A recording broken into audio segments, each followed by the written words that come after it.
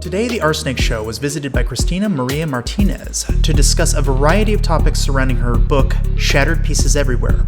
It was written after a very traumatic car wreck, which led to image issues, self-doubt, and depression. We also discussed growing up in poverty and why she didn't end up killing herself. Lastly, we discussed her business running a luxury home magazine with her husband. And with that, here is my chat with Christina Maria Martinez. Hello and welcome to the RSnake Show. Today I have with me Christina Maria Martinez. How are you? Great, thank you. Yeah, thanks for coming down. I was doing a little tongue twister with your name there for a second, but I think I got it. You wanted to say it in Spanish, I know. I sure did. Wait, isn't that how you say it in Spanish? Sort of, yeah, exactly. Pretty very close. Similar. Pretty close. So where are you based? San Antonio, not too far. Did you drive up today? I did. Oof, how was that? A little rain, a little traffic. I pulled bad. over for a minute. Oh, did you really? That bad? It's a little, yeah. Oh, I spend so many hours indoors. Sometimes I walk out and it's like, oh, everything's wet. I'm like, I guess it must have rained or someone turned on a hose because something happened. I have no idea. That's my alabaster glow behind my computer. You never know. You're getting your vitamin D. That's right. Finally. Yeah, these better be full spectrum lights. Chris, you better upgrade them. Okay, so we are here to talk about your book. So the book is Shattered Pieces Everywhere. Why don't you tell us a little bit about kind of your story? It sounds like there's quite a bit there. Yeah. Love to hear about it. Well, thanks for letting me share the story. Of course. But it all kind of started, I met Rudy Ruettiger. Are you familiar with the movie Rudy? Oh, yes. Okay. What are your thoughts on the movie Rudy? Well, it's been a very long time since I've seen it, but I enjoyed it. Yeah. It's inspiring. Yeah. I mean, he tells his story and went through that. Well, we had a rare opportunity to have dinner with Rudy, and he shared his story and a kind of rare car ride back to the hotel. He asked a little bit about my story and thought that I should share it. And as I thought through my story, I thought, well, I kind of got like the happy ending, the love story, right? Even though my start wasn't that way, my middle wasn't that way, kind of ended with this, happy ending, like I think of a Hallmark movie maybe. And I never would have thought to write a book or share my story. I actually spent many years hiding my story, and I'm sure we'll dive kind of into that. Yeah, of course. But this was just a way for me to share that inspiration and maybe offer hope to someone who didn't have circumstances like mine, a community that surrounded. And it started with sitting down with a pen and paper, with... Really? Pen? Yeah. Wow. I know. I mean, I have one too, but it's kind of rare to be using that for actually writing long form stuff. It is. I think it was just, what did I think about my story? And it was some questions. I'll be honest. There was a journal from a book, Michelle's Becoming, and it was gifted to me as well in that journey. And I kind of talk about this in the acknowledgments, but I am the non-journaler, non-committed. So for me, writing my story in a book was a little bit too much. I felt like a piece of paper I could throw away and toss and no one would see it, right? But it just began with, writing some of those thoughts down. So did you know you were writing a book when you were writing? Yes. Did I know that I would share the amount that I shared? No. I think that as we dove into it, it became a little therapeutic and a little bit more deeper than I expected. I think I had an idea of telling the nice part of my story or maybe even the recovery, but not so much the darker side of the story. Well, why don't you tell us kind of what happened? Why did you even feel compelled to write a story? I think that my story, maybe it could resonate with someone who felt like whether it was their upbringing or their current situation was something they would too hide, they couldn't feel proud of, or they felt like they had scars. I have scars on my outside, and we'll talk about that, but I feel like a lot of people walk around with their scars inside and they don't talk about what's going on. They just want to present their best version of themselves. And they think that that's what they need to present to the world, right? And for me, I first feel like the scars started when I was younger. My mom was a single mom. And through the encouragement of her community, she gave us up to a children's home. She gave up her parental rights. And so I was about 4 years old, my sister's 6. And I think my mom got to the point where she couldn't really afford to feed herself, much less her kids. Summer was coming, Christmas is around the corner. And I think those dollar signs add up. The start of school, a lot of times people don't realize that those are exciting times for kids, new backpack, new school supplies, new clothes, or Christmas opening gifts from under the tree. But for a lot of families, that's a lot. The burden is a lot too. And through the encouragement of her community, we'll call it, she thought that was the best plan for us was to give us up. So I stayed in a children's home called Hillcrest in Arkansas. So I started in New Orleans. So we took that journey there. But my mom was really resilient. I think is resilient, I should say. So you've kept in contact with her, that sounds like? She came back for us. So I grew up with my mom, which I don't think everyone's story is like that. So I think that... Definitely not. No, and it starts the shattered piece, right? So my mom coming back for us meant that things hadn't changed and things didn't necessarily get better, but we would be all together. Right. Putting it back together. Putting the shattered pieces together. Wow. It's almost like you could write a book about that. So first of all, I want to go back to the shame thing for a second. I've been thinking about this a while. I think I probably first started thinking about this with Brene Brown, when she was talking about vulnerability. It seems like there's this level of shame that people feel about all kinds of things that are somewhat strange to have shame about, like a crush, for instance. Why are you ashamed of finding someone attractive? Or, being slightly overweight. Why are you ashamed of being slightly overweight? Like that, like I could see why you'd want to work out, but I don't, but the physical shame, like that deep sense of something being wrong internally, whether it's truly internal, like you said, or whether it's external, or disfiguration as another very common one. But I mean, that's not your fault, it just happened. Right. Oh. And so there's a lot of things that, I feel a lot of sympathy for people with shame. And I think Brene Brown's take on it is embracing the vulnerability of it and just talking about it. Oh, it put it out for the whole world, right? Is really therapeutic. So I'd be curious how you felt after producing a book. Well, vulnerability isn't my strong suit. Okay. And you're right. I think sometimes we care too much about what people think. There's a reason why we have selfie filters and, Instagram. We have these painted life, that everyone wants to model after, but we don't necessarily talk about what's behind the doors or what's really going on. Have you probably have met someone or know someone that on the outside, everything looks great, but on the inside it's rough waters, right? But I think it's just, we want to have people see us perfect. And I think we want to be perfect. What does that mean? I mean, I have no idea what that means. I don't have it, right? But I think whether it was growing up little, because I think about when I was little and I was ashamed of being poor. And I think you just want to be like the next person. I just want to be the same as you. I don't want you to think of me any different, right? That's social acceptance. Absolutely. But if we didn't care, we wouldn't have mirrors or buy new clothes or enjoy some of the things in life. I don't know. I think that we all kind of care in some capacity. Maybe we say we don't care, but I think we do. So when you were separated from your mother, what did you feel about that? How did you feel about her in those times? I think everybody is up to leave me. I think that who's going to stick around? When you're that young of an age, what do you have to hold on to? How old were you? 4. Strangers. And I actually went to go back and visit Hillcrest. And ironically, I didn't know the age or have the memories. I thought I was much older. And they shared the age. My son was that same age when I visited Hillcrest, which was about 8 years ago. And I realized, okay, right now he knows he can have these same memories. If I was able to have the memories of Hillcrest when I was 4, he knows what's going on. Yeah, but you were going through a very traumatic moment at that time in your life, so that might have burned it in a little bit faster. Absolutely. But we just assume kids don't, they'll forget about it, or they're little, they don't have the memory. I hope. Yeah.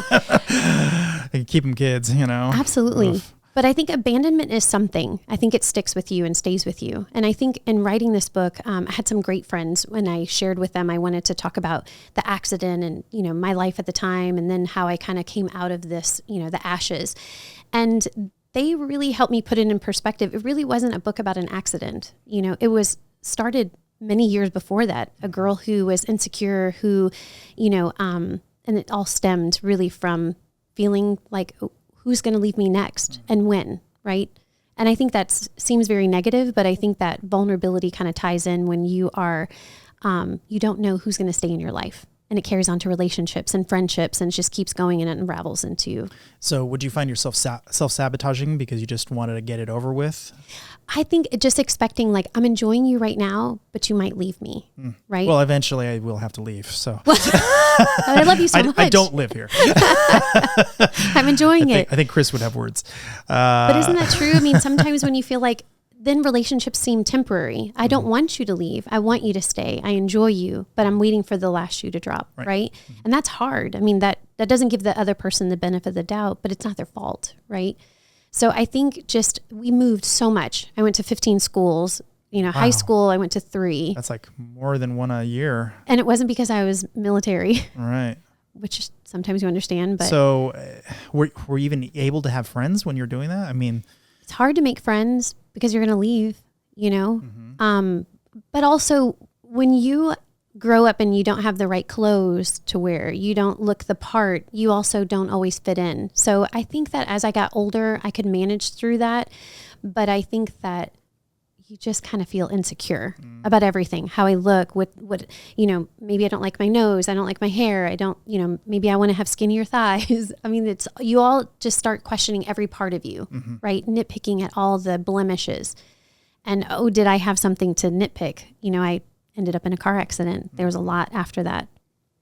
Well, before we talk about that, and I definitely want to talk about it, I think that some of the best advice I've heard on this is, nobody thinks about you as much as you think about you. Oh, 100%. And so as long as you keep that in mind, that everyone's just thinking about themselves all the time, they don't have time to put you in their head and worry about your thighs or your hair or whatever, right? They're just stuck in their own head going, I got this back acne or something, or whatever their problem is, you know what I mean? And so if you just kind of relax and just say, well, it's probably everyone's insecure. Have you ever heard the Peter Principle? I don't think so. I ran into this a while back, and the more I think about it, the more interesting I think it is.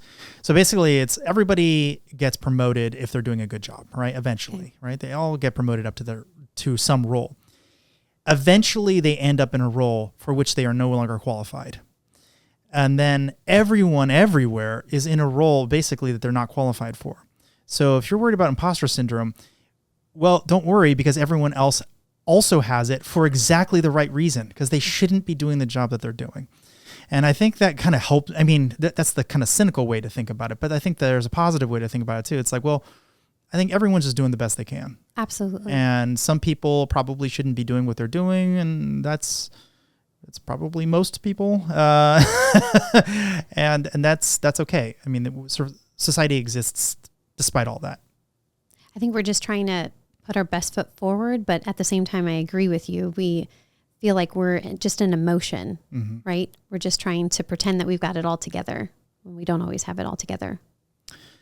So what in this context would you say poverty meant to you? I mean, is it really just clothing? Was it more than that? Like how do you perceive poverty? Sure. This is a funny conversation I had with a friend who also felt like, she grew up with less. So we were laughing about different things that you talk about, like where you got your food from, where you got your clothes from. And usually that meant donated or places that would give you clothes. You'd have an H-E-B version of a grocery bag, and you'd fill it up for $1. For those who do no idea what she's talking about, that's a local grocery store chain. Yes, okay. Yeah, your Piggly Wiggly, your Trader Joe's. Yeah, your plastic grocery bag, you'd take as many clothes as you'd put, and you'd pay $1, right? Or it came for free. You'd go into a center where clothes were donated. And I talk about these things not to feel bad for me, but if you've got the opportunity to donate food or donate clothes to places like this, or we talk about, Christmas gifts and school supplies, we've already kind of gone over some of these things, do donate. I mean, there are families that they need that for sure. And we were one of them. But food and clothes, places to live, I mean, that was scarce. And I think that as you're young, you don't realize it. But as you get older and you go into those adolescent years, the kind of teenage or middle school years, it is blatantly obvious, right? That you're different, and they've got everything for Christmas, and you got some donated things that maybe weren't on your list as the cool kids, or the cool gifts. So you do start to realize you feel less than. And that's when I think hiding starts. But we had this conversation about what she had, or, you're poor when, right? It's that version of that story. And at one point I asked her, but did you have a vehicle? And she said, yeah, we had a whatever car. And I said, okay, well, I think I have you beat on that. My mom, not that I wanted to beat her, it was just fun to talk about. Right. But my mom. Poor Olympics. Yeah, I think so. That's a great way of putting it. But my mom pulled a wagon, to pull her 2 kids. And she had 3 at the time. My older brother would, help. And that was her means of transportation, for a long distance, it'd go for a while. But that idea, that you have less. And I think that, I don't know, the poor Olympics, I'm going to have to remember that one for sure. It's a tough situation, but it makes you more grateful when you do have things. And as you're growing up, I think about my son today. He has everything he wants, but I almost want him to have less, right? Because probably should. He'll never understand. Scarcity is good. I mean, it teaches you things. Oh, absolutely. When he would have a birthday party, my husband and I would take everything except for 2 gifts and we'd hide it away in a closet. And then we would just, give it little by little so he didn't feel like it was, this big Christmas party at his birthday. Right. So that's actually a really tough one. But I know we're such mean parents. I know. Well, no, I actually agree with it though. I mean, I feel like when you hand a kid 800 gifts, they just get bored by the end of it. It's like, oh, there's another gift and throw What's it over next? there. Yeah. What's the next one? Oh, throw it. They don't even look at what they're opening anymore, let alone who it's from or what it meant to them. And some people, as you said, are not in a particularly great financial situation. So that gift that they gave might mean a lot to them. Absolutely. And you just kind of tossed over your shoulder or whatever. So I have to ask, I mean, do you think that, I think a lot of people want to blame poor people for being poor on them. And I can go both ways on this because I've certainly been in situations where I had very little cash and I pulled myself up by my bootstraps. Now, granted, I had a lot of things going for me, so it wasn't like I was truly from scratch, but favorable education probably being paramount amongst those. But beyond that, I also see a lot of people who physically can't for whatever reason, or they can't because a number of existing hurdles are between them and getting in a better place. Like, what do you think about that? That's a tough one. I mean, to speak of everyone's circumstances, I mean, uniformly, yeah, it varies so greatly. Mm-hmm. I mean, can we say that some people, make decisions that put themselves in that position? Sure. I mean, don't we also make decisions, right, that put ourselves in questionable circumstance, or where they were born into? I mean, there's all these I know for us, I think my mom did the best she could. And I think that partly she'd even admit, well, if I had made this decision, I probably wouldn't have ended up in this circumstance, mm-hmm. right? Mm-hmm. Trusting someone or saying yes to, something where she should have said no. But I think for us, I mean, it was the 1980s. I'm not trying to give my year away. Savings and loan had, crashed. There was, a form of recession, if you will. Everyone was having a hard time, everyone. So if you were middle class, you were more poor than you were expecting. And if you were poor, you were destitute. And I think for my mom, the question was, do you want pancakes for breakfast, lunch, dinner with peanut butter or sugar? That was the menu options, right? And I don't know if everyone has that, or if they make decisions, if you will, to go like, you know what, that's the life I want to live. Are there people out there maybe that they enjoy whatever circumstances they want and they stay there? Possibly, right? Mm-hmm. But I don't think that it's a decision for the most part for people. I think they would prefer to have something better, if not for themselves, for their kids, mm-hmm. right? Yeah, I think somewhat to me is like a lack of opportunity mixed with, unfortunately, a lack of education to make bad decisions. They make bad decisions, but it's not their fault per se. They just don't know what the right decision would have been. And then how do you break the mold? Yeah, I talked about this on one other podcast. I can't remember when exactly, but we ran into this one guy, and nice enough guy, we're hardworking, really trying to do good and trying to figure things out. And he didn't even know what a check really was. I mean, like, how do you start having a conversation? I mean, he's so behind where he needs to be financially literate, let alone about life in general and all this other stuff he has to understand. That it was a very daunting task. And fortunately, a mutual friend of the two of ours took up the challenge to try to teach him how to, be a better version of himself. But if you don't have that kind of mentorship or somebody who's willing to take the time to help you out, where are you going to learn it? And how do you even know to search for it if you've never even heard of a check, Right. And some people, their version of poor isn't our version of poor. I could think of the person next to me and think, oh, well, they should want more, but they might be comfortable and very happy, in whatever circumstance they're in, and think they're rich. They're rich in family. They're rich in community, right? They have everything they possibly would need. Maybe I would want more. My ambition is a little bit more, but it doesn't make them necessarily poor, right? Yeah. And then we go into the whole nother topic, which is, the destitute kind of poor. Yeah. Yeah, I don't consider middle class poor, although it's funny, a lot of people are just living 1 or 2 paychecks away from total poverty, and they have a nice house and a dog and a car and whatever, and they're just living right on the edge. I think I noticed that most when Hurricane Harvey hit, because there was a massive influx of people wearing Gucci and whatever who were also pushing shopping carts around. You could just get a hotel, but they didn't have the money for that. And their business is literally underwater, not figuratively, literally underwater. And so that kind of opened my eyes to how frail people's economic situations really are, despite what they look like. Oh, absolutely. I have a family member that works for the government. So when the government shutdown happened a few years ago, there were no paychecks. Mm-hmm. And she was in a good financial place.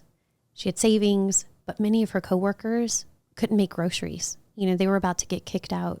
And that's an eye opener. It really is. Mm-hmm. It's sure unfortunate. Is. Okay. Well, so talk to me about the car crash. I think that's kind of the spark, I think, of this book, really. I think it's interesting. Let's do it. Yeah. Well, Robert, yes. It was a nice sunny day. Was it? It was nice. Okay. Yeah, it was June 9th. I kind of pictured it as a dark and rainy night. I know, it was a rainy night and I skid all over it. No, it was a nice, bright, sunny day. I was off. I mean, it was perfectly fine. No big deal kind of day. Uh-huh. And I found myself in San Antonio driving along. I had a friend call me to have spa services. Cool. I'm a little like Pancho Villa. I need to get waxed every once in a while. If we're being real frank, Robert. I mean, yeah. Oh, me too. I like it getting bejazzled and the whole thing. Like 43% Sicilian over here. I need to get a lip waxed every once in a while. Too comfortable? No, okay. No. Me too. It's really getting out there. Yeah. This is just after 2 days. Oh gosh, we're in trouble. So I had a friend call me but also my boss called and said, hey, we're really struggling. Can you come on in? And I turned around because instead of going the direction I was going to the spa service, I realized I don't have any money. And at the time I needed to cash my check, old school, not the debit card. Right. I wasn't that responsible. So I turned around, made my way to the light, and a car pulled out in front of me. And long story within that, but I ended up going through the windshield and poked back in and had quite a bit of damage, to my face. I was airlifted to the hospital and spent a few weeks. I didn't know how much damage, I had. I knew that I broke my ankle, I broke my wrist. Well, okay, wait. I went too fast? You went way too fast. Okay, Sorry. So first of all... so was the car accident, Robert. Yeah, there was a car accident. So going through the windshield, how far did you go through it? Did you launch or peekaboo? Oh, just peekaboo, just partly through. Okay. So my head went through the windshield and I came back out. Okay. Came back in. And this was before, I'm assuming, the days of airbags and all that other safety stuff. You're trying to date me again, aren't you? Well, it did. I mean, I'm just asking for today's listeners; they'd be confused. No, it's true. Uh-huh. So there was some malfunction. Let's say that. Okay. I don't really talk too much about it because I shouldn't. Okay. Malfunction with the car, if you will. But yes. Okay. Sounds like the seatbelt failed then. Whatever you would like to say. I see. All right. Okay, I think I put like 18 pieces together there that I probably shouldn't have that quickly, but all right, I got it. NDAs and all that good stuff. So it sounds like we should probably talk about just after the crash then.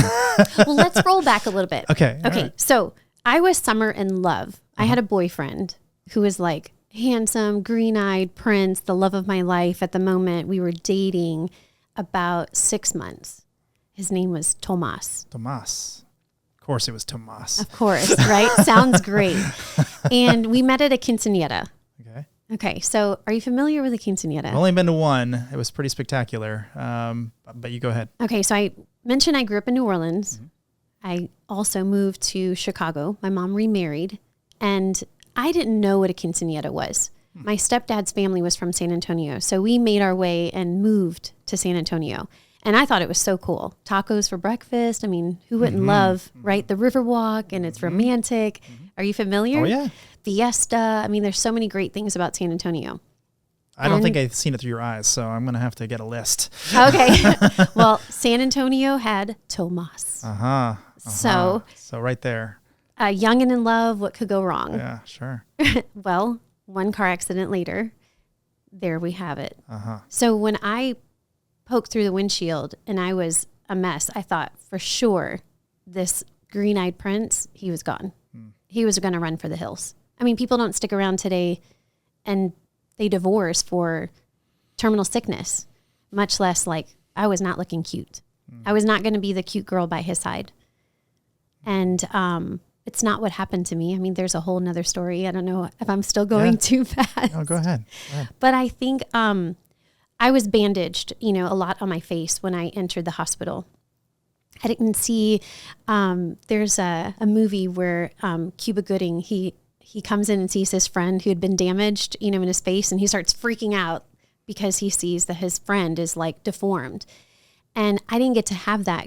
Instead, I could hear people, their gasp and walk back out of the room, but I didn't really look at their eyes and go, oh, this is real bad. I don't know what it looks like, but your look on your face tells me it's not good. And they really didn't know what to do because I had lost, a lot of skin here. And I don't want to be gross with you, but here I was just left with the nostril and then across my eyes. But it was too much for them to just go into surgery and fix it all up. So they just left it. Wow. And just bandaged over it. And I thought, I'm walking out of here like a monster. And I don't know what I look like, but it can't be good. And my worst fear really never happened. My community of friends stayed with me. My mom was by my side, and Tomas, the green-eyed, sexy guy that I was in love with, stuck around. And that's where I feel like my love story started. But it didn't go the way I planned. I quickly went into what you would call like the dark place. I can imagine. I mean, okay. So how old were you at this time approximately? Come on, just give me a decade. Well, now you have, 19. Okay, all right. I mean, that's pretty young for having complex thoughts like these. I mean, generally when you're in your teens, you're not thinking, I'm going to go through some massive life crisis and come out the other side and have someone staying with me for long periods of time through, death and illness and all this stuff. So I'm imagining that did not all just happen right away. I mean, that must have been a slow cathartic change. Like what was sort of your grieving process, I guess? So I sped through grieving. You know how people, if it's not there, it doesn't exist. I mean, right? And I think that after, I had a hospital stay and everything, I talk about it through the book of all that I went through and that community that came around me. But after we left the hospital, it was almost like if we don't talk about it, nothing happened. It's like Hillcrest. If we don't talk about it, it didn't exist. Right. If we don't talk about it, we're not poor. We're not less than. Doesn't matter. Just keep on moving, right? To some extent, that is true. No, it's terrible. I know it is terrible, but it is also true. I mean, and it's true. Sometimes you have to get past it. You got fired from a job. Okay, mourn through it this weekend, and then after that, let's plow through it. It sucks. You don't need to keep thinking about it over and over and over again. You're just going to hurt. It's just wasting cycles. Yes. Let's figure out what to do, not where we are, where we've been. Well, this was like that on steroids, just we're just going to ignore we just went through the windshield and our life is in chaos. Let's just keep going. We were literally in this chaos cocoon, right? Where everything is happening. What did your family think? My mom thought I would be deformed because the hospital at the time, no one was stepping up to do the surgery. And she thought their recommendation, or the plastic surgeon, not the hospital so much. I had great care, I promise you. Mm-hmm. But the plastic surgeon was like, beauty is in the eye of the beholder. Wow. That can be true. But in this case, like, I need some skin, right? Yeah. But they thought if I could go home, maybe for a year, redress bandages, every few times a day over the course of a year, hope infection doesn't set in, hope it all heals, and then come back and let's see what happens, because the skin is something, it heals really well. My mom wasn't a believer of that, and I didn't really understand or know what was going on. Maybe I was in this crisis cocoon or just not able to really pull it together. I'm 19. I've never had a broken arm, much less everything that had already happened, right? So I think my family hoped for the best in front of me with like positive smiles and great attitudes, but I don't think anyone knew. I was in a wheelchair. How are we going to function? My mom was an entrepreneur. How are they going to work, right? Because they're kind of taking care of you at the same time. And doesn't that happen to families? When one is down, everybody pulls together, but sometimes that means leaving the job or putting something aside, putting their own goals aside to help. So 19, did I have everything figured out, like the man of my dreams? The truth, when Tomasa and I met, I thought this was the guy I was going to marry. I was more than in love. Like, this was my soulmate. Mm-hmm. And that's hard to believe at 19, but I really felt, and I think both of us, but I thought for sure this accident's going to change it. If I was insecure and I could look on the wall, you know how your family puts up beautiful pictures on the wall? If I could put Not of me, but no, of other course people. you are. But you're looking at yourself, and you know how we critique. We talked about it earlier. We're just so, we're just not always happy, right? But if we could critique that, how could I change this? Mm-hmm. There's no way. So for me, when I looked in the mirror after I returned home, I wish I didn't live past the accident. I wish that the accident just, wiped it out, wiped it clean. My family didn't have to deal with it. I didn't have to deal with it, right? And I didn't have to go through this dark side. So the time, it was 6 months that I was in the wheelchair and 6 months of a fast recovery. So describe that for a second. What about your body was needing a wheelchair? Was it your ankle? It was both. So I had pins placed here, which made it difficult to crutch around, and screws in my ankle. I see. And I actually was issued out it's called a gutter crutch, where your arm sits on one, it fastens to here, and then you're supposed to crutch around. That's impossible. I could hardly use that arm. So instead I was given a wheelchair. It's just terrible. It's just awful. Like, that's a really terrible situation.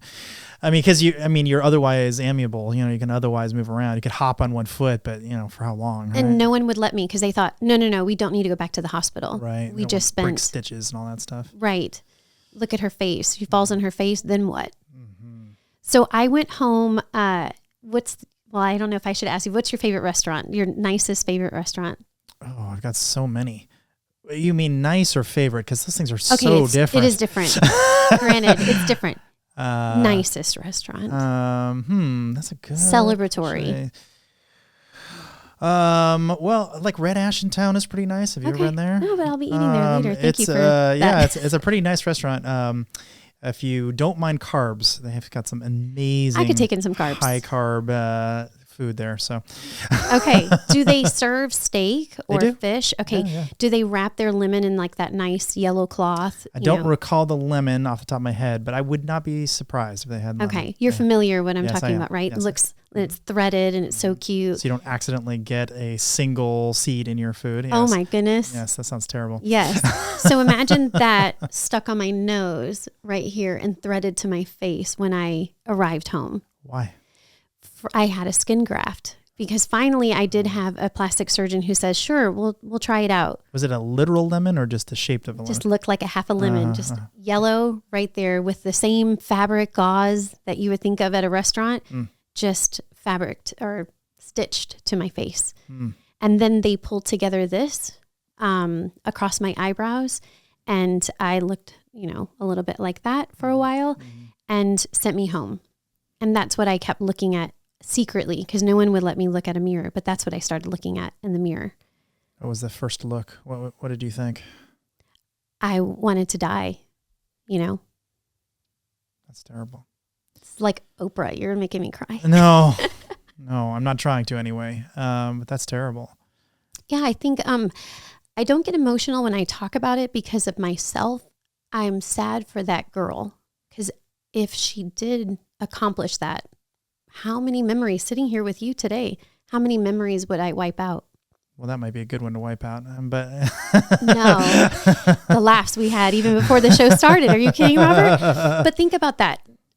People, when they're in their darkest moments, they can only focus on today and how hard it is and how terrible it is. But they don't think about tomorrow, because we can't think about tomorrow. We don't want tomorrow, right? And sometimes our friends have to help us find the tomorrow.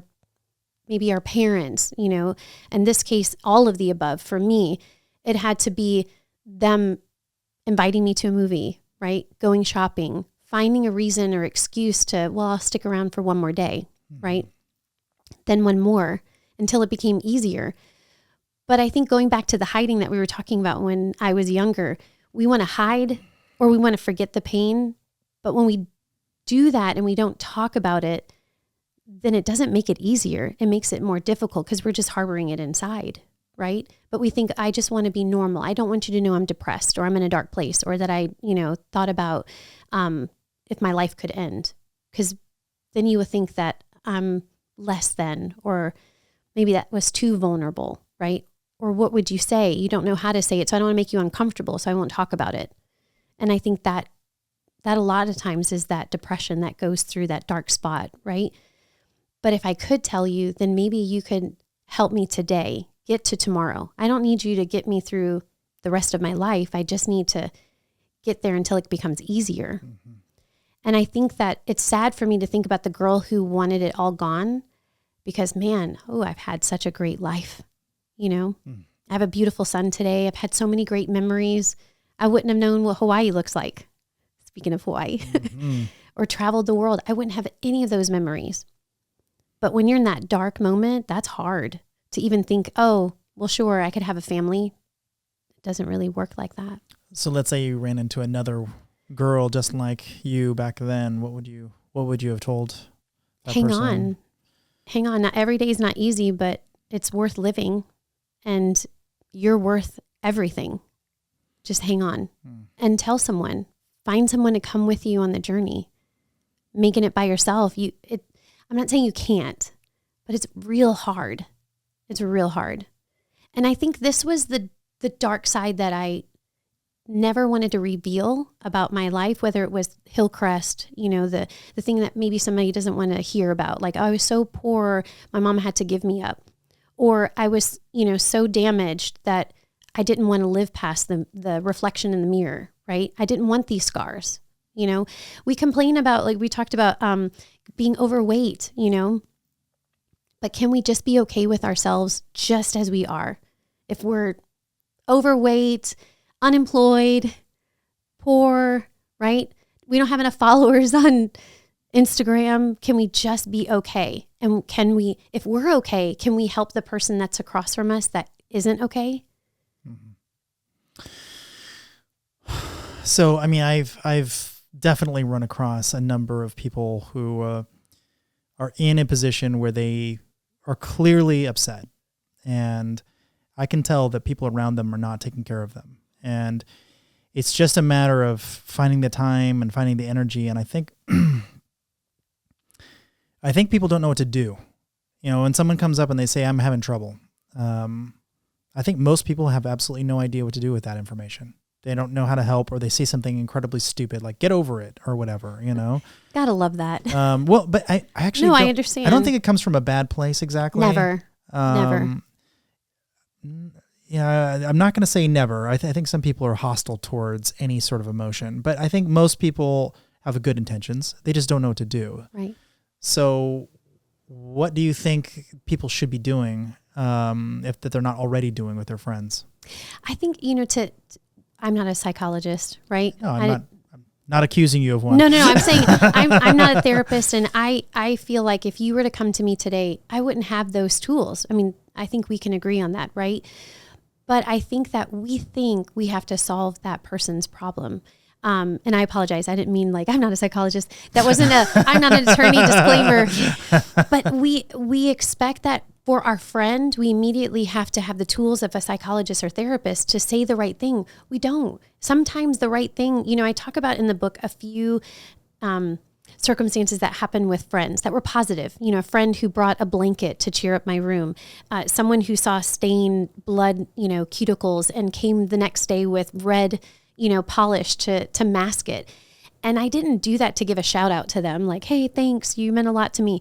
It was to help you understand that whatever you can do, you don't have to say the right thing. And I think, Tomas, somebody who lives with scars, they don't just go away magically. I always say they're like an arranged marriage. I didn't choose them, but they're here, and I've grown to love them. And Tomas has also grown to understand that sometimes I have bad days and it doesn't go away. Just as I can't scrub this off, those bad days, they'll creep back up, and I have to keep that at bay. But instead of him trying to solve my problem, like, let me make you happy. I'm here to be your jester, or right, the clown in your life, to go like, no, everything's great, live today. Instead, just be there for them. Let's go see a movie. I don't want to see a movie. Okay, then let's just hang out here, right? Spend time with them. Just be present for them. Don't feel like you have to solve their problem or be their therapist. Hopefully they're doing that, and that therapy looks different for everyone, but just being present, right? And don't say stupid stuff like, get over it. Well, people really don't know. No. Or like, don't talk about it, it'll go away. That's a very common one, which is kind of similar to what you were saying earlier. If you just don't talk about it, it will go away. Yeah, but don't tell people not to think about it. Like, that's not so good. But sometimes you think your friend doesn't want to talk about it, and they may say, I don't want to talk about it.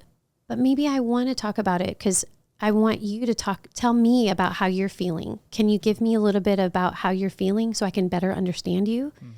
Because sometimes I may not bring it up with you, because if I talk about my scars with you, now you're looking at my scars, and now I'm insecure, and now I'm upset, right?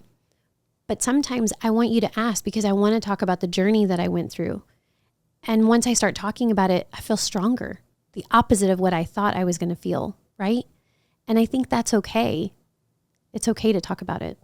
So what were some bad pieces of advice you got through that process? Because I'm sure you got plenty of positive. Were there any standout? Anyone say anything that was just, oh man, this person's such an idiot? I wrote about a couple circumstances. Okay. Can you give me one? There was a gentleman who I went to go get my nails done afterward. And my mom thought this is going to be a great time for you to feel pampered and beautiful, whatever that meant. I'm sitting in a wheelchair. I don't want people to see me. But she very nicely brought me in to get my nails done. And there was a older woman crying. I could hear some moaning in the background. So as I turned over my shoulder, I could see that her mom was comforting her. And I looked back at him. We're about the same distance. And he said that she looked at your face and you made her cry. And I thought, no, I didn't hear that. That's not, certainly that's not what he said. And I asked, I'm sorry, what? Because surely it was something else. It's just change what you just said. And he went on to repeat it. Oh. And I've had other people that said, like, when are you going to fix your face? Or, just comments that are so flippant. They don't really think about what they're saying or how that could affect someone. If I saw a scar wherever it was and just said, what happened to you? Are you burned? Because that's what people have said, are you burned? And that's okay. It's okay to be inquisitive. It's okay to ask questions. I wouldn't want anyone to think they can't approach and ask, but maybe with gentleness or in a way that is makes the person feel like you want to better understand them and not say things like, I hope you fix your face. Well, I can't fix it. It's there. Right. Yeah. So out of curiosity, how would you have preferred someone talk and ask you about your face? Is there magical way to ask? I wish. Is there well, because no, it's a good question. I mean, as much as like I've run into situations with transgender, I guess women in this context, where it's sort of like you have a series of questions you want to ask, but like, how do you start that conversation in a way that isn't extremely offensive? And so I was curious if there's any kind of so I'd have to practice. So if maybe I saw like, hey, I noticed a whisper of a scar on your face. How do you gently, would you mind sharing your story? I don't know. Is there a perfect way? I think it depends on the circumstance. Like you were just saying, like, how do you nudge into that? It's like asking someone what they do, which I can't stand that question because it's like, well, do you want to know a bank account statement? Like, why? They do. If you could provide that, they would. Maybe. But instead, like, hey, what's your expertise in? What are you an expert in? Or anything that was a different version of that. So it's like, I want to get to know you, not like, hey, tell me about, right? I don't know. How do we get to, maybe we need to woo people a little bit more instead of just going right in and like, hey, what's up with that? I mean, quite often people will show up with like a broken finger or foot or whatever. And I'm like, hey, what happened? You're okay? One of those. And I think they take it exactly the way I mean it. It was like, are you all right? Do you need anything? Like what happened? Whatever.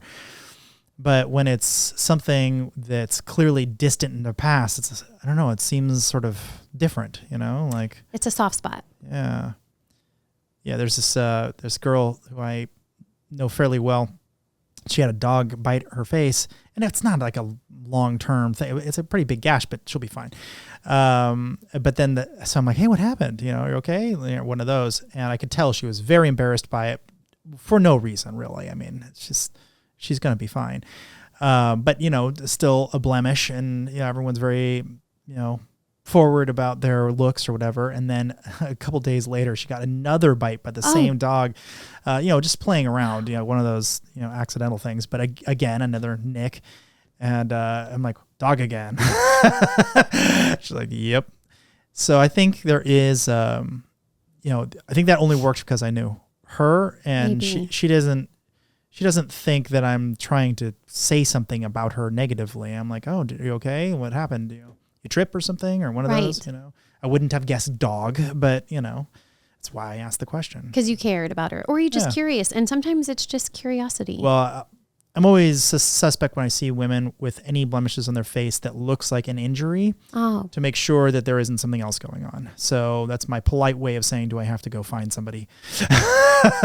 Maybe you go at it a different way. Like, who did you beat up? And I bet they look a lot worse. I don't know. Yeah. Is there a gentle answer?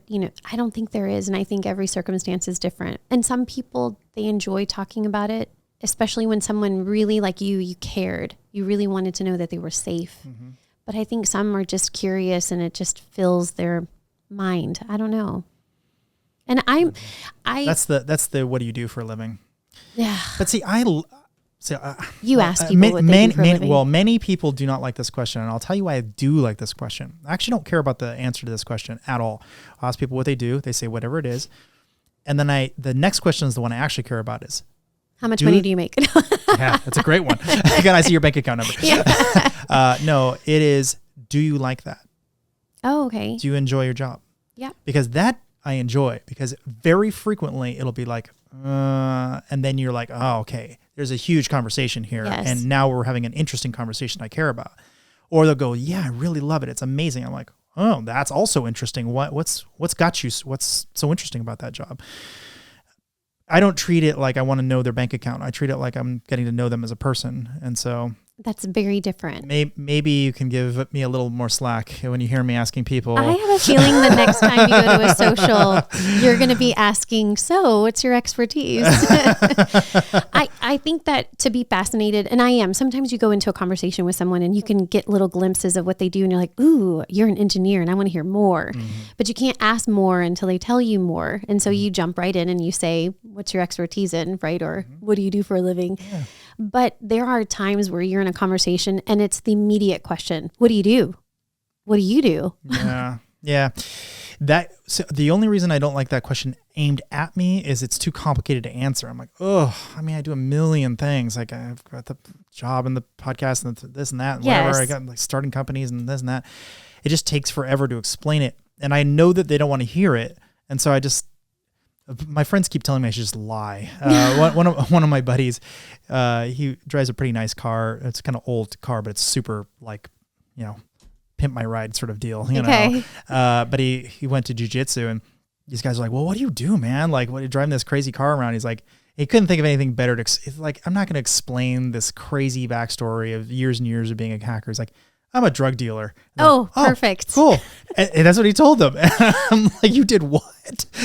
And sure enough, he said that got him off their back, and it's more plausible. And it ended the conversation. They never asked any more questions. They weren't curious. I think that's hilarious because it does feel like, well, are you asking the question because you're trying to determine if you want to stick around and hang out with me a little bit longer, or, I'm low man on the totem pole, so you don't care. I did have a friend who was an executive for Disney. And so when she'd go to social parties, if she said anything of that nature, they'd inevitably ask for tickets, access, everything. Really? Not park related, but like, can I get a audition or can I get a job? Really? So what she would say would never even occur to me. No, when she explained it, I understand. But she would start telling people like, oh, our family owns a series. I think she said Pep Boys. Nobody wants to talk about oil changes, right? Well, I mean, I think you should go with that. Yeah, Pep Boys. I got it. I own Trader Joe's. I started it. Interesting. All right. Well, so tell me a little bit about the process of writing the book. So you did this all on pen and paper. How long did that take? Well, forever. No, I think I could imagine it would take a while to write that specific book. No, I'm grateful. Aquila Mendez-Valdez, we collaborated on this, and she had a very tight timeline. I wrote it in 6 months with her. Oh, that's fast. The editing process, if you actually go through the editing process, which I did several times, and we beta tested it with a group. Wow. I know, it was so great. And it was more homework, right? They're like, oh no, go rewrite that. And it was good feedback. They wanted to know about different characters, and those stories maybe weren't my own. It was like asking about, one that was introduced, and they need to write their own book, right? I don't have the liberty of offering that story. But the editing process is something, because you hint at certain things, not intentionally. You just thought, oh, well, this is what I did. Well, tell me more about that. Well, no, I don't want to tell you more about that, because then you're diving deeper into family dynamic or things of the history of your past that you don't want to talk about. And I think that was probably the most challenging in the book, was talking about things that I was ready to and thinking I was ready to, but maybe through the editing process, trying to pull out deeper. But it's like saying, I don't feel special. But why don't you feel special? So I think I do agree when people say it's not for the weary. It really is a journey. And it was almost like I had to relive through some of those moments. I was going to ask you a question about that. When you said you didn't realize how young you were when you went to the home, did that... I always wonder if when people have a complete redo of their brain, where it's like, my memory is faulty. And it's not just faulty like, I thought their name was Allison. It's actually, Janine or something. It's like, I wasn't even there at this time of my life. Like this, you got it off by like half a decade or something. That's not a minor difference, right? You envision yourself as taller and, having, more thoughts, more complicated thoughts, etc. You've just inserted false memories somehow through your life, as you evolved. What did you feel like when you actually realized, like, wow, that wasn't correct? So you're saying about the Hillcrest, I thought I was older because I thought those memories are of more mature. Maybe I was 6 or 8. My husband has very little memories of when he's little. He can't believe that I have memories from when I was like 4 or younger. And I have specific, memories, or I'll ask my mom, hey, this happened. Like there was a story in the book that happened where my mom got in a fight, and I remember the fight, but I don't know why she got in the fight. So part of the question to her was, this fight, remember that fight? It happened. Why did it happen? So then she recounts. I have the memory, but I only have my part of that memory, right? But it almost becomes core because you're processing it over and over. But it is true that sometimes you're like, the house was bigger, the house was smaller. I was older, I was younger. sometimes they don't connect because you're too young to put all the pieces together. Pieces. Sorry. Wait, you can write a book like that. But it's true that you don't put all the pieces together, but you know, and you remember certain things because you constantly processed it, right? And it became core. Mm-hmm. Yeah, I've only had a couple of memories that were kind of vaguely like that, but I've definitely heard of other people having, trauma does that. They were, yeah, well, for sure. But they were convinced something really traumatic happened in this very specific way, and it just didn't happen. And in one case I'm thinking of off the top of my head, this woman really believed this very traumatic thing happened. And then later on, there was a video that someone had produced that, it was long dead, VHS tape under someone's whatever, and they popped it in to show like the very event that she thought was very traumatic. And it turned out it was completely benign. Because she felt so connected with the story. She associated herself with it, right? Well, luckily for me, mine's collaborated. Like I sat down with my mom, my sister. My brother is schizoparanoia, Eddie. We talk about him inside the book. Fun. Sitting down with him and asking questions, it doesn't really work like that. And you're drumming up memories that, for him is really hard. But luckily for me, we actually got to travel to New Orleans, sit down and have, breakfast, lunch, and dinner with old friends that I mentioned in here and get their version of that story. Mm-hmm. Did you get to meet the person with whom you had the accident? I've never met the person. Is that something that's on your... I think it's really interesting. Can I share a story? Of course. I mean, that's literally why you're here. I know, but I've never shared this part of the story. I don't know if I'm going to get in trouble. Oh, well, change names, dates, locations. Absolutely. So I don't harbor it is an accident. And I talk about this in here. It is an accident. The roles could have been switched, right? I do think that circumstances lead one to the other, and it could have well been me or my family member that had this. I'm not sure why, she never came up to the car. She never came to the hospital. I actually never knew what she looked like until about 14 years later. I was doing a charity concert, and they found footage, the news station that they did of the accident. Wow. I know. How weird. It was so dramatic. So for the first time with the host, I'm looking at the camera the screen and watching. Wait, how many people were at this thing? Well, it wasn't at the concert. I'm sorry. Okay. I'm like, woof. Forget, you're so literal. So no, I was just picturing like 800 people like watching this horror. I was asked by a friend to come and do a talk show, like to promote my concert that I was doing for a benefit. Okay. All right. I'm glad I asked. I was picturing something else. I know. No, horrible. But the host was watching it, and she's literally saying like, Christina, how do you feel when you're seeing this? And all I kept thinking in my head is, that's who she is. It's her. I'm seeing her for the first time. I'd always imagined, what does she look like? Just because we'll forever be connected. It would be like going to camp and having such a great time at camp, and you meet a best friend, but then you never meet them again or see them again, and you just want to see them. You have this connection. Mine was a little bit more dramatic connection, but I was seeing her for the first time. I could hardly talk, and then she kind of snapped me out. Well, fast forward, and we're writing this book, and here I am again, my curiosity, like Google, nothing. Well, I find a mutual connection. And lo and behold, there was a photographer who did an artistry, 1,001 faces. And she took a picture of my husband and 1,000 other more faces. Mm. Well, there was a commemorative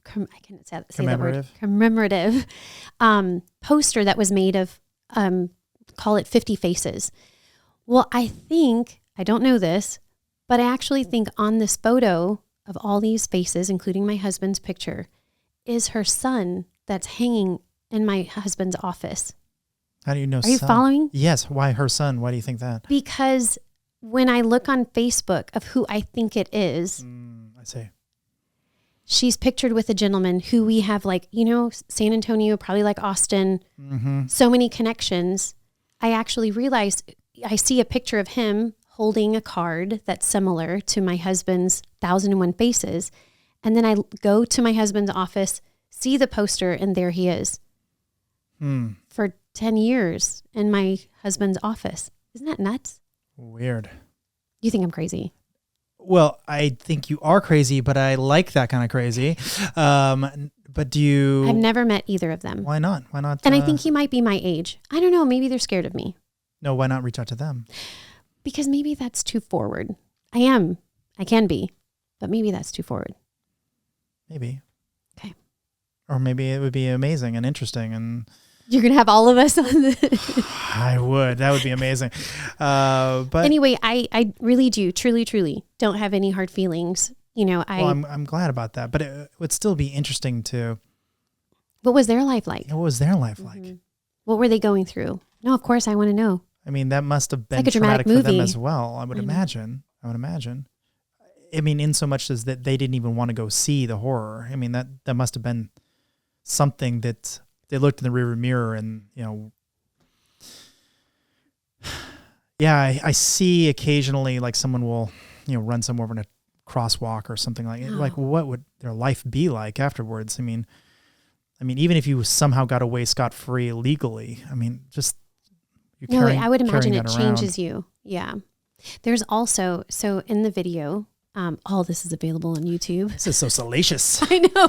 There's a gentleman who ran across the street, took off his shirt and put it to my face because I was like, Carrie, right? Mm-hmm. The gentleman who went and collected my things after, who's a good friend of mine, said that he picked up my shoe and poured out, you know, the blood because there was so much everywhere, like tea, right? And this gentleman, he's in the video, shirtless, you can tell. I have no idea who he is. Another mystery. I know.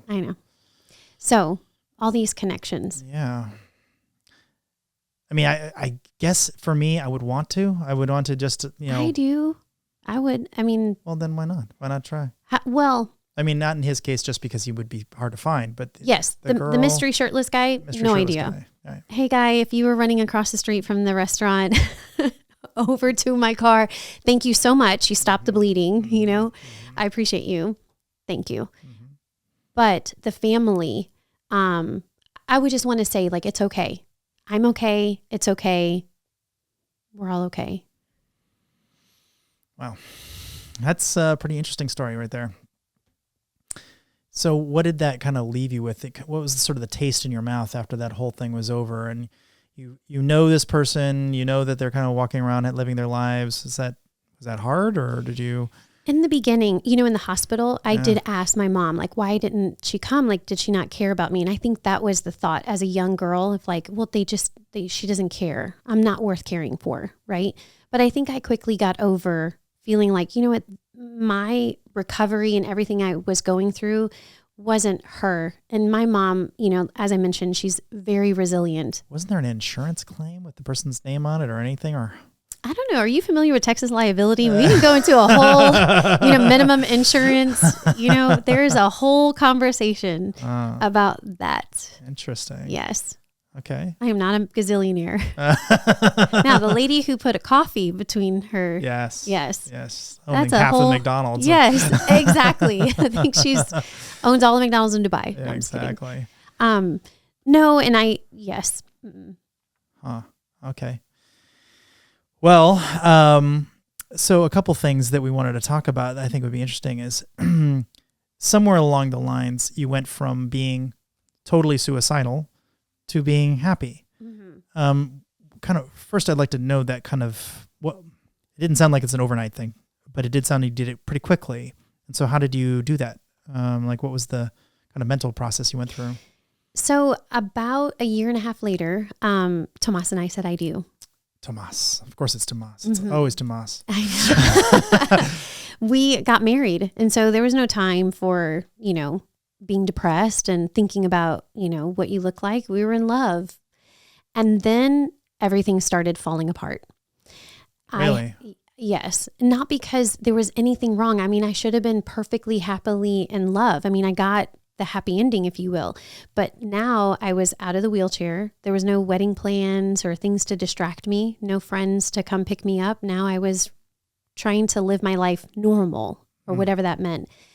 And I started to take more time getting out of bed. And, you know, Tomas was a teacher at the time. I'd put myself together before he got home so he wouldn't know I was totally falling apart. I'd never fallen apart before. I couldn't even tell you that I was falling apart. I just knew that I wasn't okay. And I would, when all the silence would happen in the night, he'd fall asleep and I would cry myself to sleep. And I thought he was sleeping. And one night he asked the big question, "Are you okay?" And I wasn't okay.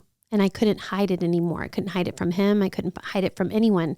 I was literally falling apart. I then went to therapy. I, consistently, because I couldn't keep a job. I couldn't go back to school. In the middle of this, when I was 19, I was going to college. There's no college. Going to campus in a wheelchair, that was difficult. I talk about that in the book.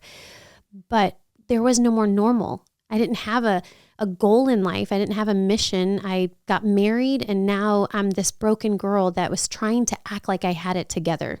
No different than when I was growing up. Nobody needs to know, right, about the shattered pieces. If I could just hide them. That's what you're doing there. Only with you, Robert. But I was trying to hide them, and I felt like I was doing a good job, but I really wasn't, because I was truly falling apart. And I think that most people who go through depression, I can't speak for everyone, but I would think that it kind of creeps up on you. It's not like, oh, hey, I'm depressed and I need medication.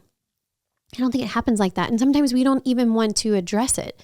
And you said the S word. I don't even like to think like, oh, I thought about suicide or I thought about ending my life. It's hard even to say those words because it feels so foreign. It feels like a departure, because I do think it is a departure from who you are, who you're meant to be. It's just what you're going through, and you can't get out of it. You can't just snap out of it. Nobody's going to have a good talk and say, hey, what's wrong with you? Get over it. And poor Tomas, he had to, go through that process with me. Why didn't you kill yourself? Well, I felt like I'd disappoint my family. I'm a people pleaser. Really. Yeah. And my mom placed me right outside of my mom's bedroom was a sitting room, and she placed me right there. And I always wondered, maybe she knew what I would be capable of if I was put back into my bedroom. At the time, I was living with roommates because I was going to college, but I had my old room. And magically, I didn't go back to my old room. Could they have put a hospital bed in my room? Because I needed to be elevated. I needed a lot of help. Sure. And she always said it was because of the convenience factor, right? I could be helped. I needed help going to the restroom. I needed help for everything. But I do think that she was kind of my angel watching over me and making sure. But I also thought I needed to please everybody. I needed to be here and be present. And like I mentioned before, there was always someone trying to come and pick me up and make sure that I had something. Okay, one more day. I guess I'll stick around. Okay, so-and-so is calling for a movie. I'll stick around tomorrow. Okay, one more day. And those days led to months, and then here I am. But not without someone's urging, right? Well, at some point you have to become self-propelled. So when do you think that happened? Was there an epiphany, or you just kind of it wore off, or? No, I think that, so I had several surgeries. Each surgery kept pushing me backwards. So every time I had to look at the girl in the mirror with the really, really angry scars, really, really redness, right? I kept seeing the monster, what I felt like I looked like in the mirror. And I'm not saying, I don't want to give the wrong impression that I think just because somebody has a scar on their face or has some kind of deformity, they're a monster. It's what I felt like I looked compared to what I knew myself to be. Mm-hmm. And I just felt like, how can I do this? But I don't know if I was that clever. Maybe I was naive to actually make that thought the reality, but nobody left me alone. So I don't have time to calculate a plan if nobody, won't leave me alone. I mean, I was there with someone all the time. And the very few times is actually when I was able to see myself in the mirror. But I think eventually, it's not that it wears off. It's like the arranged marriage. Eventually, this is who I am. We're sticking together. And I kind of like tomorrow. Like, I kind of want to go out with you. I want to go shopping, right? Oh, there's a function. I kind of want to go to the function. Okay. Something to live forward to, something to enjoy, the laughter, the memories. They just kind of started speeding up, right? Well, it seems like that's kind of what your mom was trying to do, although it totally backfired, was the getting your nails done. You could look forward to it despite the fact that you were probably not ready to be going out.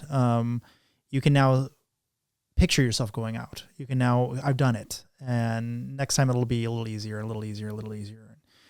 Kind of gets you past that point. It's one of the biggest problems, I think, with a lot of people who are shut-ins, it's inertia. They just get stuck. And as soon as you get them out of the house just a little bit, then it's a little easier the next time, and then a little easier. I think, I looked at my car. My car was actually brought to my house, and my car sat in the garage. And when there was no one looking, snuck in the garage, and I could see it was like a crumpled mess. Everything was everywhere. The metal, I could see the hole. I could see my eyelashes still in the glass. And I looked at it and thought, this car destroyed me. It was destroyed, and it destroyed me. And now look at me, right? But by the time I had taken steps to realize I don't want to stay in. I don't want to live like a recluse. I wanted to enjoy life like everyone else was doing. I just don't love people looking at me, but maybe if the scars would soften, so would my heart. But I think once I realized that car, it took the beating. I mean, to the point of death, like it was done. And I was alive to tell the tale. There had to be a reason, right? Mm-hmm. So maybe someone in my circumstance, that was going to help get them. I had this community that was unrelenting. Thank you. Mm-hmm. Tongue twister, excuse me. But they wouldn't give up, and they helped me find tomorrow. But as we're talking about those that are shut in, or they don't come out, they don't have the community because no one knows that they're going through what they're going through. I'm not saying they're going to pick up the book, They should. Maybe if someone shared that story, they could feel like, okay, I could just tell someone my story. Maybe today I'll feel better and tomorrow will be easier. But I think the focus is tomorrow. It isn't today. Today sucks. It's hard. It doesn't always feel like it's, worth living for. But tomorrow there's something coming, I feel like I'm making you sad. No, well, a little bit, but it's been a rough month. But I think your story is still inspiring. How did college work with all of this? Like, what was the logistics of, did you just drop out at that point? Like, that's no more for me, or what happened? I gave it a good try. So my accident happened in June, and by August, classes were starting back up. I was going to be a music therapist. Music therapist. I know. Okay. I thought, music, someone could have dementia or another illness and weren't verbal, but they could sing a song and remember, from years ago, something that music brought people to a higher place, a different, connection. And I was just full of dreams. So I was going to a community college when this happened. And I thought after the accident, what actually was my mom, what better way to keep you, preoccupied? Let's get you back in school in a wheelchair with an arm that didn't really move this side, the other side. And I just felt defeated. I couldn't get through. It was before there were a lot of accessible doors, electronic, easy access ramps and elevators. And I just felt like I was managing through a campus and I was feeling very alone and very defeated. And so it took really one visit back to campus for school. And I thought, I didn't want people looking at me. I was done. And so my mom helped me get a job with our church administrator, Trudy. And I talk about her in there because she'd pick me up every day, put the wheelchair in her car. I didn't need a wheelchair. I could be on the floor, file. I could use my brain still. I still could be a functioning person. I did have talent. I just didn't know until someone helped me really find that and put it to use. And she helped me. That was the part that I talked about, really just finding tomorrow, something to wake up to. And every day I didn't want to wake up. Some days I would just try to make an excuse and say, I'm tired or I don't feel good. We all have friends like that, right? Which is probably true, but it didn't matter. You got to do it. No, they pushed me right out the door. Brush your teeth, you're out. And we laugh about what pictures look like back then. I kind of looked, that's about all I did was brush my teeth, and walk out the door. But that was all part of it. I always wanted to go back to college. As a matter of fact, I re-enrolled in college right before I went through probably the biggest part of my depression after Tomas and I got married. And there it was again. I had slipped classes. I couldn't make it on time. I had such goals, but it wasn't in the cards. Tell me about Tomas. He's so great. He still is great. He's still great. But how did he process all this? I mean, I know you can't speak for him exactly, but I imagine Tomas is the ultra optimist. I always say he's like the cup of coffee that wakes up in the morning, like music blaring. Everything is so positive. I mean, I could find everything wrong and he's like, oh, but look, everything is so great. He's just such a positive, person that if he has a bad day, you're like, wait, what? Something must really be wrong. Really? Or if he comes across someone, he's like, I'm not sure about that person. You're like, what? So for sure you take whatever he says, but he's just such a good person, but he walked through it with me, Why? Why did he do that? He was in love with me, Robert. Because I have such wit. No, I don't know. I honestly, I would say to this day, he can tell me whatever he thinks of why, and I still will never get it. Every once in a while, I'll tell him, like, I don't understand why you're with me. I'm crazy. I mean, when you have someone... I'm crazy too. I know you're crazy, but You're like, I know you're crazy. I can tell you because I'm crazy. But it's true when you think of like all the things I've had to put him through. And it's not like, once you're finished with the cereal box, it goes in the trash, it's done. No, this is an ongoing work. I didn't write a book because I like solved all the mystery and I've got it all together. I'm still working that out. I have a message to carry, but I'm still working that out. And he sticks around. But I don't know. He's funny. He's always going to be my green-eyed prince. We celebrate 23 years. He gets me. I don't have to say anything, and he doesn't have to say anything, but he makes me laugh. He helped me produce the most beautiful child. I have a 13-year-old today. But he definitely helped me get past, the girl in the mirror and realize that I was more than just what I look like in the reflection. So when you told him that you weren't doing so well, what was his reaction? I think in the early years, he wanted to solve it. What's wrong? But why? Why are you going through that? But don't think like that. Maybe even tell me what I should or shouldn't think. And that was all good intention. But I think later he realized, I just need to be present for you. And sometimes just make you laugh if I'm crying, and even today, if there's days where I'm not feeling, and I could feel the mood coming on. I don't know why. I can't help it. It is part of me. And I just say like, I'm just not doing great. I can feel it. And he's like, I got you. You tell me what you need. I got you. I don't need him to solve it. I just need him to know like, I might even wake up with amnesia the next morning and be perfectly fine. But that's a strong person to stick with, those that have to go through mental health. I mean, it's not easy, especially when he doesn't have a bad day. I mean, he's rainbows and butterflies. Right. I definitely think he's a keeper. So you're going to have to probably stay with him. I like him. I got to get the other ladies away from him. Yeah, that's right. Tomas. All right. So what kind of therapy did you go through then? What was the kind of order of operations? Did you go multiple different types of therapy? Like, how'd that work? I just went to regular old, like, I feel crazy kind of therapy. Sit down with somebody. I'm not a believer that the first person you sit with is going to be the person to solve your problem. I think sometimes it's like finding the perfect dentist or finding your perfect, doctor. You've got to connect with them. You can't walk in the room and feel literally crazy. You've got to feel like, okay, when I walk out of here, I'm going to leave with tools, and this one tool, I'm going to use it today and I'm going to think about it later.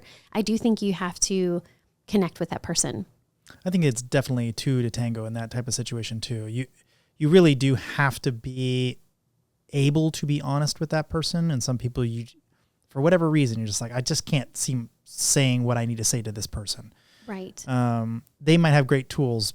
I'm never going to get the truth out of me to their ears. It's just, for whatever reason, I just can't talk to this person. And you said it, the truth, because you can't hold back to them. You got to give them everything. Your doctor, your lawyer, their therapist, and your security expert, you have to be honest with, because if you hold things back, you will definitely get what you pay for. That's true. That's true. Shoddy advice. So I think there is something to finding the right person. And so was it the first person or? Absolutely not. Okay. And there are times where I pick up therapy and I drop it off. I'm like, I'm okay right now. And then, no, I'm not okay. I'm going to go see someone. I think it's like, for some people, it's not like a Motrin or a Tylenol. I need to take it today, but I don't need it tomorrow. There's some people who constantly need it. And if you need that is your method, right? That's what's going to get you to the finish line. So I don't want to give this advice away. For me, it's seasonal. If I know and I've been able to gauge when I'm coming down to the cliff and it's not okay, like I need more than just a pep talk, right? Or for me, turning off my brain is watching a movie, right? I've started to learn what kind of movie? I'm kind of a Hallmark kind of girl. I mean, anybody can walk into a Hallmark and, you don't have to like flip the switch, but I'll take anything, any suggestions. What's your favorite? I think my go-to are stuff that's sort of gritty and more realistic. But I also watch things that are very popular culture as well, mostly because of the memes. You got to know your memes. In my world, it's super critical. You got to know it. You'd be surprised. You see these mass shooters and you're like, and they post some manifesto and you read through it. You're like, I see the meme. I know where they got it from. I know what organizations they belong to. Like if you really know your memes, this is a whole nother level of watching. Yeah. Robert, I'm just talking about flipping on the switch. I know. I can't. I have to at least be doing something while I'm doing something. What are you binge watching right now? It is Snowfall. It is, I think it's on Hulu, and Hulu is not paying for this, by the way. Okay, yes, let's get that. But Hulu can if if they want to give you a call. But yeah, it's basically a story about the cocaine to crack epidemic that was paid for by effectively the Iran-Contra affair or whatever. So it's got some CIA stuff and some urban crimes. Okay, with Tomas, I do watch these things, but I'm going to have to mention Snowfall. It was interesting. It's an interesting show. I think there's like 4 or 5 seasons or something, so you can binge it for a while. Okay, it's a give and take. I mean, I'm not for action, but I watch it. I need positive thoughts in my head. Yeah, I do find myself watching comedies a lot. I do think that there is something to just laughing and being mindless or whatever. And there's a lot of memes and jokes. You'll hear someone tell a joke. You're like, I know exactly what you saw that got you to that joke. Did you like The Office? I only watched a little bit of it. I didn't watch very much. I think maybe like 5 episodes of it or something. I can't remember which. I think I watched the American version, not the British version. Okay. I know I'm behind. No, it's okay. I'm behind. There's about 1 million things I have not watched, and I'm also very busy, so that doesn't help. I understand. I'm busy doing things. So what do you do? Absolutely nothing but watch Hallmark shows, apparently. I remember that. You're supposed to say, what are you an expert on? No, I like my version better. I love that.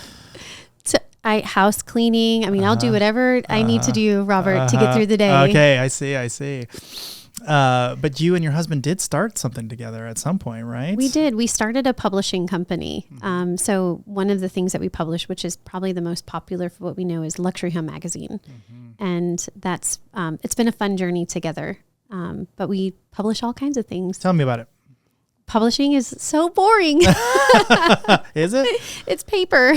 Well, I mean, except for when you visit the plant, But you get to go on set and like choose what's in there, right? I mean, it's not just like printed. No, it's fun, especially you get to meet people. I'm assuming you meet a lot of. As a matter of fact, we're going to be at a function and be able to see some of the luxury in Austin, here tomorrow, actually. Great. Yes. Are you staying I hope I'll see you there. Are you staying the night just to do that? Or are you going I'll all be the way back? I know, all the way back to come. Come on, it's an hour all the way back to come all the way back here. Okay. Well, that's assuming the traffic holds out, but all right, fine. I mean, Austin traffic is something to talk about. I'll be honest. Yeah, it is. San Antonio's getting right there with you, though. All right. Yeah, but you guys haven't lived in Los Angeles. Come on. He's not wrong. The 405. Oof. 101. Yeah, that's true. That's true. 101. The Lord. Yeah, I've been in 7 hours of traffic in the Bay Area once. There's a bus that flipped over and took out 6.5 of the 7 lanes of traffic, and it was just done. You're just done for the day. Well, that's it. My mom's from the Bay Area. Traffic's no joke. Yeah, it is no joke. So why did you decide to do that magazine? I spend a lot of time in home building and construction. So I did sales. I walked clients through the process of building a home. And then when I had Enzo, my son, I transitioned into general real estate and worked for more custom home builders. And I felt a need for this particular magazine, which ended up being like a franchise. So it's all over the U.S. and different states like Hawaii, Florida, California, and we opened the markets of Austin and San Antonio with our publishing company. Wow, that's great. Yeah, so we've met so many crazy people. Awesome houses in this area, like really amazing. So many millions. Yeah. So many millions. Yeah, I bet. So what is the kind of criteria to be in that magazine? So many millions. Really? Real estate agents that are marketing a client's home will put that home as a feature to sell it or talk about maybe something that they've sold, luxury businesses, things like that. So it's really fun. It gets direct mailed to all the affluent addresses in the area, whatever market it's in. So for, in this case, Austin. And how do you actually pay for that? I'm assuming it's advertising, right? Yes. That's right. Who advertises? Is it just other luxury home builders or luxury home builders, Cartier and that kind of thing? All of it, fun. We've had some Cartier events. Aston I was joking Martin. about that, but that's no, Tiffany's. We partner with a lot of luxury brands, but who advertises? Home builders, real estate agents who have a home for sale. So anyone who has anything luxury for sale, and then of course businesses, products, services. Excuse me. Like local businesses. Yes. Interesting. When a franchise like that, does Cartier go to the parent and say, I want to talk to all of the subs, or do they go to you directly? Well, interesting. In San Antonio, they came to us and said, hey, we'd like to roll out an exclusive line that we have. I think it was called Delise at the time. It was like a particular, I think it was $35,000 watch and higher, and said, we'd love to partner with a luxury home. So we landed in a multi-million-dollar home in San Antonio. They flew in all of their merchandise and security guards and had these gentlemen dressed as you would see, like with their uniform. It was really fun. So it's fun to partner with luxury brands. Drive an Aston Martin, You Rolls said Royce. This was boring. This doesn't sound boring at all. Well, when we step out, it's fun. I mean, it is fun to go. We've brought in personalities, like partnered with $1 Million Listing, Josh Altman, brought him to San Antonio, did some stuff in Austin. Those parts are fun. But otherwise, we're just pushing paper, Robert. It's, yeah. You haven't sold me on this. No? I'll see you tomorrow then. It sounds like a lot of fun. Yes, it is. I mean, we meet some amazing people and really look at some dream homes, truthfully. So you also have a digital version as well? So that doesn't sound like paper at all. No. So I think I'm hearing lies. I'm sorry. There's so much going on here. Do you still want to talk to me? I do. What do you do for a living? I know. So what does the digital platform do? What is that for, whatever? And the digital for the magazine, so if you're in Hawaii and you're looking at Texas, or California, and you're coming to Texas, you can look at all the luxury homes right there on the digital platform. So you're able to see what's happening right here in Texas. Who are the agents, who are the ones that specialize in luxury, right in the market. There's another market in Dallas, or if you're crossing the country from California, you want to be in Sarasota, Florida, you can flip through the digital version of Luxury Home Magazine. It's pretty fun. And do the agents also advertise housing as well? I think maybe you answered that, but I'm not sure I understood. So if they have like a multi-million-dollar home and they really want it sold, do they advertise on that home on your platform? Absolutely. So they usually use it for either just the entry-level luxury. So let's say it's $1 million in Austin, or the specialty luxury. It's this house on acreage with a helipad, and you really are trying to get it out to the buyer. I don't know why you buy anything with a helipad. Or on a private airport. I mean, the amount of luxury, it's mind-boggling in Austin. It's really fun. And I think you see it on the pages, because a lot of times you're not going to see it online, but you will see it, on a whisper in the pages of Luxury Home Magazine. But the client's trying to get to the client that can buy it. So the agent, yes. So I did a little bit of research on Tomas before this. You did. Just a little bit, just so I know your story a bit. And he said when he first saw it in print that he wept. First of all, did you remember him crying? Tomas has cried like 5 times. He's not a big crier, well, but I feel like He wept like a little. I don't know. It was humid in the lid area. No, it was really, so what goes into starting a market for Luxury Home Magazine is so much. By the time, absolutely. I mean, San Antonio, to the founders, we had to prove that San Antonio was indeed a luxury market. And then once you get the keys of the kingdom, if you will, then you roll out and you have to bring in agents and home builders and luxury goods and services and create this magazine in a market that it never existed before. So all that work that, goes into it, absolutely. To see it, it was like seeing the book. It's finished. It's done, right? It's a product that you feel proud of. So yes, he definitely was emotional. It's a little like, giving birth or something, I would imagine. I mean, you're like, wow, this thing's finally Robert, out there. No, it's not like giving birth. No. A little bit. A man should never say it's a little like giving birth. Well, yeah. No, okay, maybe okay, not. Fine. But it is laborious, right? And you're finally seeing it come, to reality. It's really fun. Vision, and it's finally there. Yes. And how many no's? I mean, think about, it was really interesting. You have agents or, businesses that said, no, thank you. We don't want to be in the issue, the first, coming out issue. And then for them to see it, and then the phone is ringing and they want to be included. Of course they do. Now that it's real. Now that they've seen how well it was done. And the opportunities that we give them for exposure, we just had a golf tournament for the NFL alumni. And so Luxury Home Magazine was able to bring into San Antonio this crazy golf tournament, partnering with, foundation, Morgan's Inclusion Initiative. Are you familiar with Morgan's Wonderland? No. It's like the world's first and largest ultra accessible, ultra inclusive theme park that later became also water park with Morgan's Inspiration Island.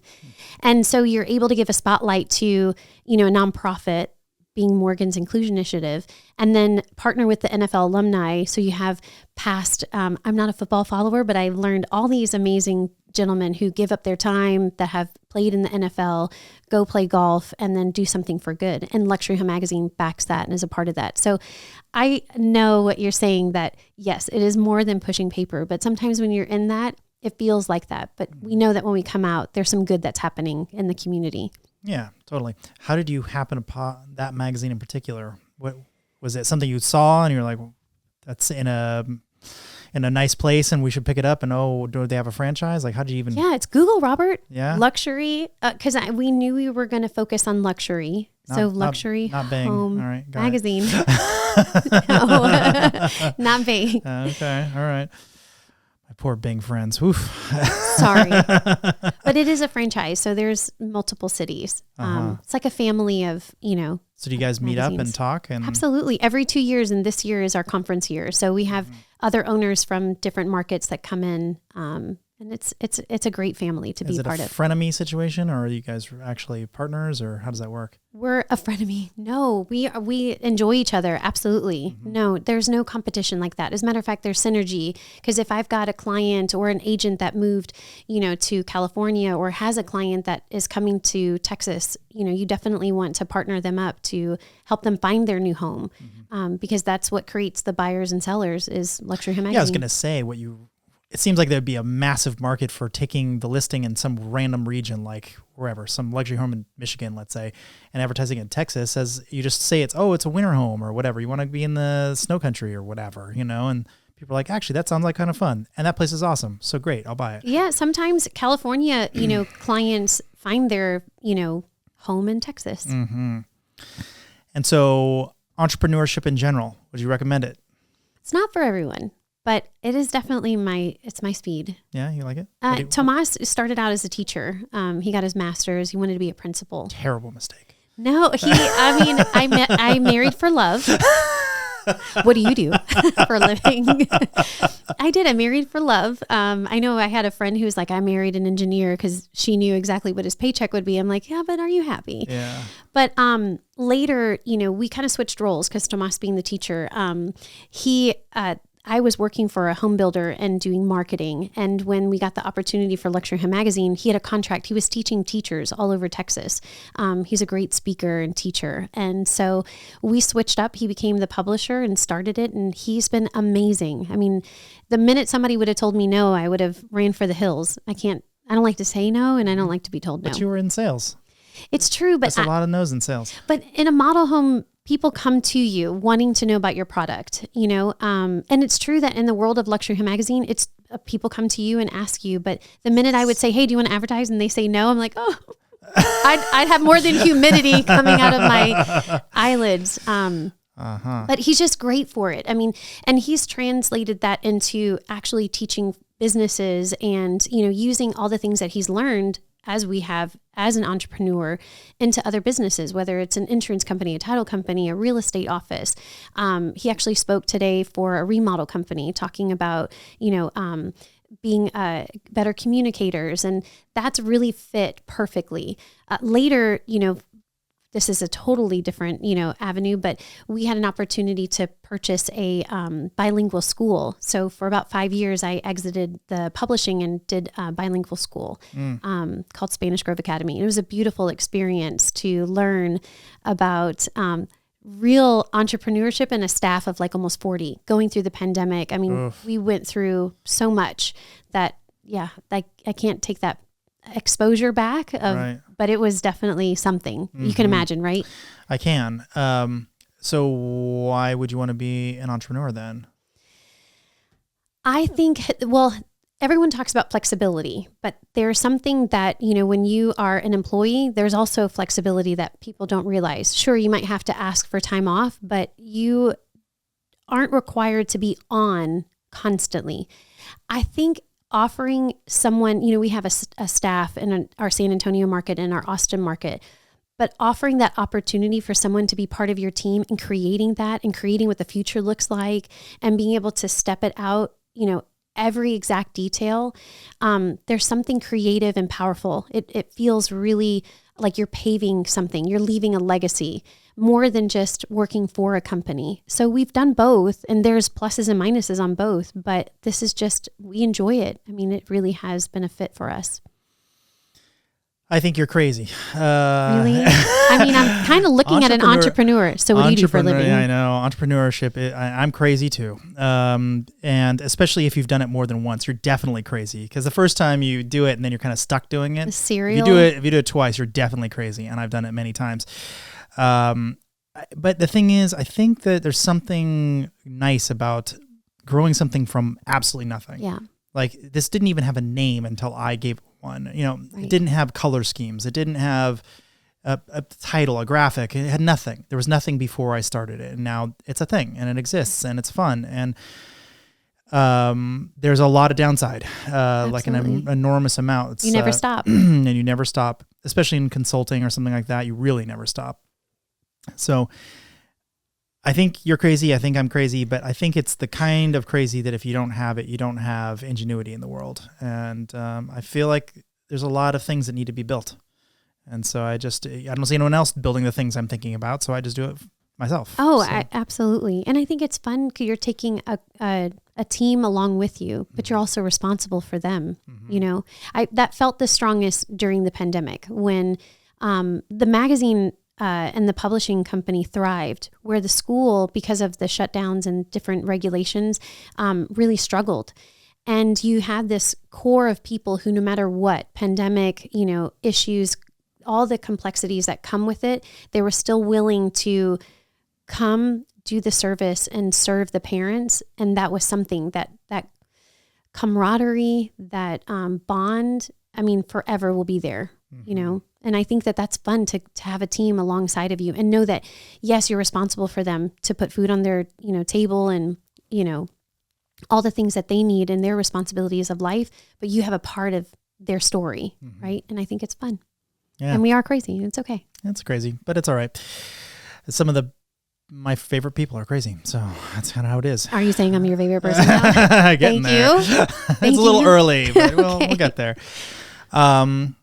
Well, this has been great. I want to know, like, where do I get your book, and like, how are you pricing it? Like, what's sort of your vision for it? Where are you taking it? Sure. Who knows? Maybe it'll be on the big screen one day, Robert. Yeah, who knows? But I think this book. I know someone at Disney. Okay.